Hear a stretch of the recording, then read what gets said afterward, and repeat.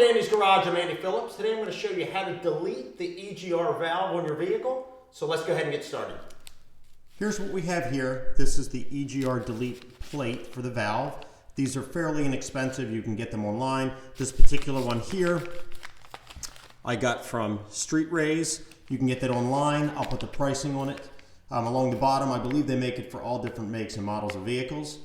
This is the EGR valve that came off. Now, however, just to keep in mind, it is illegal to remove the EGR, any part of the EGR system or the system itself from your vehicle if this is a regular road-used street vehicle. You will fail your emissions test because that controls some of your emission.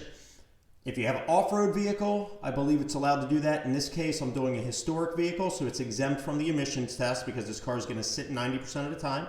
So that's why I'm deleting it on this one. Now, I've heard, I haven't actually tested it for myself, but I have heard that removing the EGR system from your vehicle can increase performance and horsepower. Whether that's true or not, I'm not sure. That's not my motive for doing this.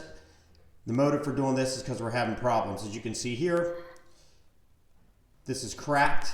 So that's the reason why that came off the vehicle. And then we'll go into a little bit more as far as what's going on with this. Here's the EGR valve here. Going to go ahead and remove it. This particular one has a crack in the base, and I was going to replace it. However, this vehicle is very old. It's a historic vehicle, so some of the components in the EGR system are not even available. They would either have to be rebuilt in order to work or find used ones. And since this is a historic vehicle, it's going to be sitting 90% of the time in storage. So it's exempt from the emissions test. So we're just going to go ahead and remove the whole EGR system in general, but for this video, just the EGR valve, and then I'll do another video going over the entire system. And there you can see there, here's the EGR valve, and you can see there where the base had snapped right there. It actually had a crack, but I broke that off. So this is going to be a goner, but this is it right here. I'll get a close-up so we can explain what does what. Here's where the EGR valve was. Just to give a basic explanation of how it works, you have your exhaust manifold here where your exhaust gases come through. They work their way down to the catalytic converter, muffler, and out. So any unburned exhaust then comes up through here. There's a vacuum hose here. On some of the newer ones, they're electronic. But on this one, since it's an older vehicle, it was a vacuum that would then raise that valve up, allowing the unburned exhaust to then come up and then work its way back through this passage, up through this EGR tube into the intake plenum, and then to be recirculated. So what we're going to do is just cap it off, put the plate there so that way there's no more passage, because I believe that the EGR tube is faulty. We're getting a vacuum leak, which is causing a high idle on the engine.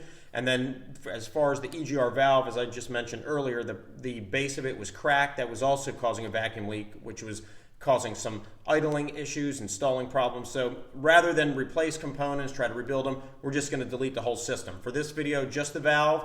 We'll do another video once we do the entire system and go over everything. So this is off. I'm keeping this gasket. So let's get the plate, put it down, and that should be done with it.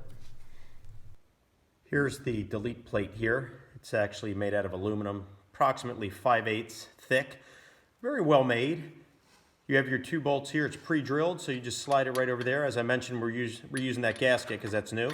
Put it right down here. We'll go ahead and bolt that down, and that should cap that off.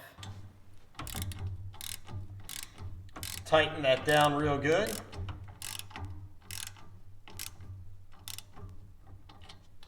All right, well that pretty much wraps up this video on how to delete the EGR valve from your vehicle. As mentioned already in the vehicle, I just want to stress again that it is illegal to remove that. So if you're removing it from a vehicle of yours that's on the road, that's subject to the emissions test, all that, you will get caught and you will have to get that fixed. So this is specifically for off-road vehicles, or if you have a historic vehicle that is exempt from the emissions that's going to be sitting most of the time, that's what we're talking about here. So send me any questions, any comments. I would love to hear from you.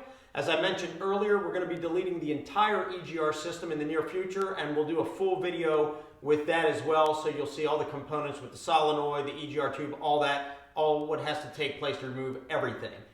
Please like this video, subscribe to this channel. I'll see you next time.